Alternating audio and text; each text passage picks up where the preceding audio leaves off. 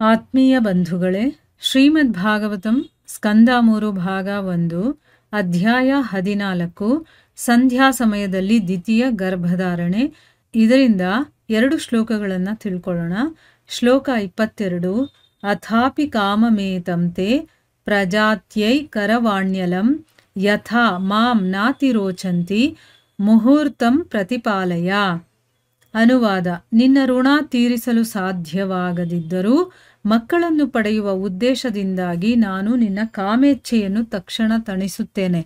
ಆದರೆ ಬೇರೆಯವರು ನನ್ನನ್ನು ನಿಂದಿಸದಿರಲು ನೀನು ಕೆಲವು ಕ್ಷಣ ಕಾಯಬೇಕಷ್ಟೇ. ಶ್ಲೋಕ 23. ಏಷಾ ಘೋರತಮಾ ವೇಲ ಘೋರಾಣಾಂ ಘೋರದರ್ಶನ ಚರಂತಿ ಯಸ್ಯಾಂ ಭೂತಾನಿ ಭೂತೇಶಾನುಚರಾಣಿಹ.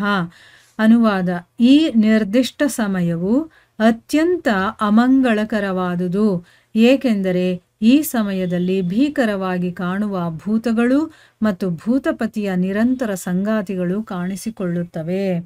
ಇವು ಶ್ಲೋಕಗಳು ಮತ್ತು ಅವುಗಳ ಅನುವಾದ. ಈಗ ಭಾವಾರ್ಥದ ಮೂಲಕ ನಾವು ಇದರ ಅರ್ಥವನ್ನು ತಿಳ್ಕೊಳ್ಳೋದಕ್ಕೆ ಪ್ರಯತ್ನ ಮಾಡೋಣ. ಹೋದ ಭಾಗದಲ್ಲಿ ನಾವೇನು ತಿಳ್ಕೊಂಡ್ವಿ? ಕಶ್ಯಪ ಮುನಿಗಳು ತಮ್ಮ ಹೆಂಡತಿಗೆ ಹೇಳ್ತಾರೆ, ಹೇ ಗೃಹಲಕ್ಷ್ಮಿಯೇ, ನಿನ್ನ ಹಾಗೆ ನಾವು ನಡ್ಕೊಳ್ಳೋದಕ್ಕಾಗೋದಿಲ್ಲ. ಇಡೀ ಜೀವಮಾನ ದುಡಿದ್ರೂ ಕೂಡ ಅಥವಾ ನಾವು ಸತ್ರೂ ಕೂಡ ನಿನ್ನ ಉಪಕಾರಕ್ಕೆ ನಾನು ಪ್ರತಿಯಾಗಿ ಏನೂ ಕೊಡೋದಕ್ಕೆ ಸಾಧ್ಯ ಇಲ್ಲ. ಅಂತಂದರೆ ಏನು? ವೈಯಕ್ತಿಕವಾಗಿ ಗುಣಗಳನ್ನು ಆರಾಧನೆ ಮಾಡಿದ್ರೂ ಕೂಡ ನೀನು ಉಪಕಾರ ತೀರಿಸೋದಕ್ಕೆ ಸಾಧ್ಯ ಇಲ್ಲ. ಅಂದರೆ ಅಷ್ಟು ನೀನು ನನಗೆ ಉಪಕಾರವನ್ನು ಮಾಡಿದೀಯಾ ಅಂತಂದ್ಬಿಟ್ಟು ಹೇಳಿದ್ರು.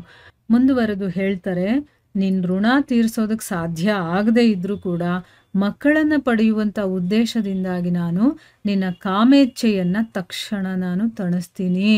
ಆದರೆ ಬೇರೆಯವರು ನನ್ನನ್ನು ನಿಂದನೆ ಮಾಡಬಾರ್ದು, ನೀನು ಕೆಲವು ಕ್ಷಣ ಕಾಯಬೇಕಷ್ಟೇನೆ ಅಂತಂದ್ಬಿಟ್ಟು ಹೇಳ್ತಾರೆ. ಅಂದರೆ ಈಗ ಬೇಡ, ಸ್ವಲ್ಪ ಹೊತ್ತಾಗಲಿ, ಆಮೇಲೆ ನಿನ್ನ ಆಸೆ ಏನಿದೆಯೋ ಅದನ್ನು ನಾನು ಈಡೇರಿಸ್ತೀನಿ ಅಂತಂದ್ಬಿಟ್ಟು ಹೇಳ್ತಾ ಇದ್ದಾರೆ. ಭಾವಾರ್ಥದಲ್ಲಿ ಗುರುಗಳೇನು ಹೇಳಿದ್ದಾರೆ ಅಂತ ತಿಳ್ಕೊಳ್ಳೋಣ. ಹೆಂಡತಿಯ ಗುಲಾಮನಾದ ಗಂಡನಿಗೆ ತನ್ನ ಹೆಂಡತಿಯಿಂದ ಪಡೆಯುವ ಎಲ್ಲ ಪ್ರಯೋಜನಗಳ ಋಣ ತೀರಿಸಲು ಸಾಧ್ಯವಾಗದೆ ಹೋಗಬಹುದು. ಆದರೆ ಆತ ನಿರ್ವೀರ್ಯನಾಗದಿದ್ದಲ್ಲಿ ಸಂತಾನಾಪೇಕ್ಷೆಯಿಂದ ಲೈಂಗಿಕ ಸುಖ ನೀಡುವುದು ಯಾವ ಗಂಡನಿಗಾದರೂ ಸಾಧ್ಯವಾಗಬೇಕು. ಸಹಜ ಸನ್ನಿವೇಶಗಳಲ್ಲಿ ಇದು ಗಂಡನಿಗೆ ಸುಲಭ ಸಾಧ್ಯವಾದ ಕೆಲಸ. ಕಶ್ಯಪರು ಬಹಳ ಕಾತರರಾಗಿದ್ದರು.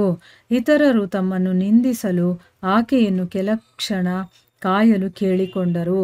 ಅವರು ತಮ್ಮ ಸ್ಥಿತಿಯನ್ನು ಹೀಗೆ ವಿವರಿಸುತ್ತಾರೆ ನೋಡಿ. ಇಲ್ಲಿ ಹೆಂಡತಿಯ ಗುಲಾಮನಾಗಿರುವಂಥ ಗಂಡನಿಗೆ ತನ್ನ ಹೆಂಡತಿಯಿಂದ ಪಡಿಬೇಕಾಗಿರುವಂಥ ಎಲ್ಲ ರೀತಿಯ ಪ್ರಯೋಜನಗಳಿರುತ್ತಲ್ಲ, ಅಂದರೆ ಹೆಂಡತಿ ಮಾಡಿರುವಂತಹ ಸಹಾಯಕ್ಕೆ ಅವನು ಋಣ ತೀರಿಸೋದಕ್ಕೆ ಸಾಧ್ಯ ಆಗದೆ ಹೋಗಿರಬಹುದು. ಆದರೆ ಅವಳೇನಾದರೂ ನನಗೆ ಸಂತಾನ ಬೇಕು ಅನ್ನುವಂಥ ಅಪೇಕ್ಷೆಯನ್ನು ಇಟ್ಕೊಂಡು ಲೈಂಗಿಕ ಸುಖವನ್ನು ಕೇಳಿದಾಗ ಅದನ್ನು ಅವನು ಕೊಡಬೇಕು.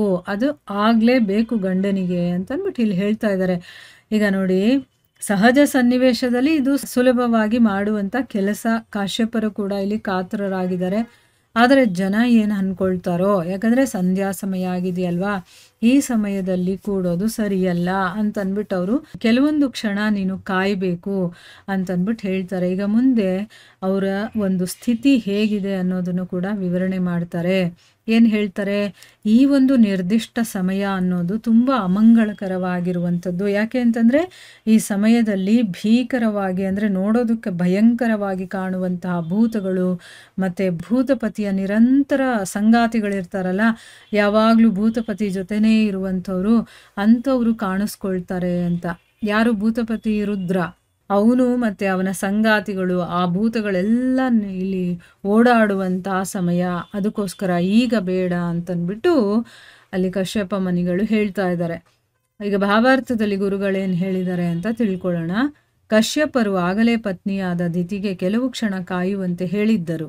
ಈಗ ನಿರ್ದಿಷ್ಟ ಸಮಯವನ್ನು ಲಕ್ಷಿಸಲು ವಿಫಲರಾದರೆ ಆ ಸಮಯದಲ್ಲಿ ತಮ್ಮ ಸ್ವಾಮಿ ರುದ್ರನೊಂದಿಗೆ ಸಂಚರಿಸುವ ಭೂತ ಪಿಶಾಚಿಗಳಿಂದ ಶಿಕ್ಷೆ ಅನುಭವಿಸಬೇಕಾಗಬಹುದೆಂದು ಎಚ್ಚರಿಸಿದರು. ಅಂದರೆ ಇಲ್ಲಿ ಹೆಂಡತಿಗೆ ಸ್ವಲ್ಪ ಭಯ ಪಡಿಸ್ತಾ ಇದ್ದಾರೆ. ಅವಳು ಕೇಳಲಿ ನನ್ನ ಮಾತು ಅಂತಂದ್ಬಿಟ್ಟು. ಈಗ ಸ್ವಲ್ಪ ಹೊತ್ತು ಕಾಯಿ ಅಂತ ಹೇಳಿದ್ರು, ಇಲ್ಲ ಅಂತಂದರೆ ಏನಾಗುತ್ತೆ ಅದನ್ನು ಹೇಳ್ತಾ ಇದ್ದಾರೆ. ಈ ಒಂದು ಸಮಯದಲ್ಲಿ ನಾವೇನಾದರೂ ಗಮನ ಕೊಡಲಿಲ್ಲ ಅಂತಂದರೆ ಇಲ್ಲಿ ಓಡಾಡ್ತಾ ಇರ್ತಾನಲ್ಲ ಅಂತಂದರೆ ಇಲ್ಲಿ ಸಂಚಾರ ಮಾಡೋದಕ್ಕೋಸ್ಕರ ಅಂತಲೇ ರುದ್ರ ಇರ್ತಾನೆ. ಮತ್ತು ಅವನು ಜೊತೆ ಭೂತ ಪಿಶಾಚಿಗಳು ಅವರೆಲ್ಲರೂ ಇರ್ತಾರೆ. ಅವರಿಂದ ನಾವು ಶಿಕ್ಷೆಯನ್ನು ಅನುಭವಿಸ್ಬೇಕಾಗತ್ತೆ ಅಂತಂದ್ಬಿಟ್ಟು ಇಲ್ಲಿ ಎಚ್ಚರಿಕೆಯನ್ನು ಕೂಡ ಕೊಡ್ತಾ ಇದ್ದಾರೆ. ನೀನು ಅಪೇಕ್ಷೆ ಪಡ್ತಾ ಇರೋದು ಕರೆಕ್ಟೇನೆ, ಮತ್ತು ನಿನಗೆ ನಾನು ಋಣಿಯಾಗಿದ್ದೀನಿ. ನೀನು ನನಗೆ ತುಂಬ ಸಹಾಯ ಮಾಡ್ತಾ ಇದೆಯಾ, ನನ್ನ ಒಂದು ಮೋಕ್ಷ ಸಾಧನೆಗೂ ಕೂಡ ನೀನು ಸಹಾಯಕಳಾಗಿದೆಯಾ. ಆದರೆ ನೀನು ಸಂತಾನದ ಅಪೇಕ್ಷೆ ಇಟ್ಕೊಂಡು ಈಗ ನನ್ನ ಜೊತೆ ಕೂಡಬೇಕು ಅಂತ ನೀನು ಇಷ್ಟಪಡ್ತಾ ಇದೆಯಲ್ಲ, ಅದು ಸರಿಯಾಗೇ ಇದೆ. ಆದರೆ ಈಗ ಬೇಡ, ಸ್ವಲ್ಪ ಹೊತ್ತು ಕಾಯಿ. ಯಾಕೆ ಅನ್ನೋ ರೀಸನ್ ಕೂಡ ಹೇಳ್ತಾ ಇದ್ದಾರೆ. ಈ ಒಂದು ಸಮಯದಲ್ಲಿ ರುದ್ರನ ಜೊತೆ ಅವನ ಸಂಗಾತಿಗಳಾದಂಥ ಭೂತ ಪಿಶಾಚಿಗಳು ಇವರೆಲ್ಲರೂ ಕೂಡ ಓಡಾಡ್ತಾ ಇರ್ತಾರೆ. ಇಲ್ಲ ಅಂತಂದರೆ ಈಗೇನಾದರೂ ನಾವು ಇಂಥ ಕೆಲಸ ಮಾಡಿದ್ರೆ ಅವರ ಒಂದು ಶಿಕ್ಷೆಯನ್ನು ನಾವು ಅನುಭವಿಸ್ಬೇಕಾಗತ್ತೆ ಅಂತ ಕೂಡ ಅವನು ಹೇಳ್ತಾನೆ. ಇಲ್ಲಿಗೆ ನಾವು ನಿಲ್ಲಿಸೋಣ. ಹರೇ ಕೃಷ್ಣ.